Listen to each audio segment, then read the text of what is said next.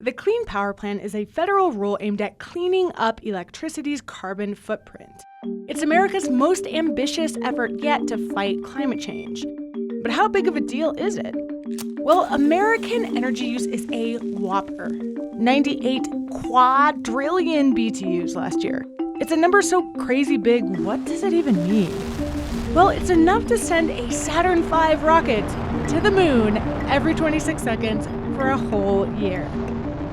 Your share as an American? It's roughly the energy of 100 lightning bolts every year, if you could catch them. And most of that energy comes from burning fossil fuels, which releases carbon dioxide into the air and if left unchecked will make Earth basically unlivable.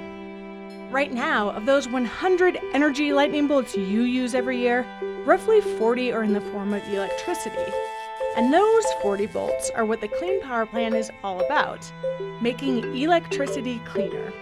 Under the Clean Power Plan, each state has a goal for reducing the carbon emitted from its power plants. States get to decide how they meet the target by ditching coal plants for natural gas, wind, and solar, or buying cleaner energy from neighboring states. They can even trade carbon itself. But for you, what will actually change? Well, your carbon footprint will shrink because the electricity coming from your plug will be a bit cleaner. But the price you pay for each kilowatt hour might go up. Projections say 3 to 7%. Why? We've still got a lot of coal power plants. But today, natural gas is cheaper and burns cleaner than coal. Switching all those coal plants over to gas takes time and money, which means higher prices, at least until the transition is complete. And what about wind and solar?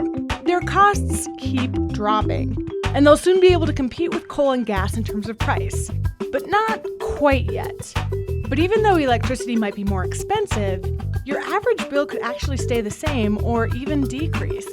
The thing is, when prices go up, we tend to use less. And after a few years, prices are likely to return to normal in most parts of the US.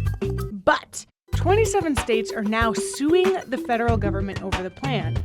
Why do some object? A lot of reasons. It's federal overreach, some say. And if you happen to be one of the 150,000 people who work in coal mining and coal power plants, the Clean Power Plan could mean fewer coal-related jobs.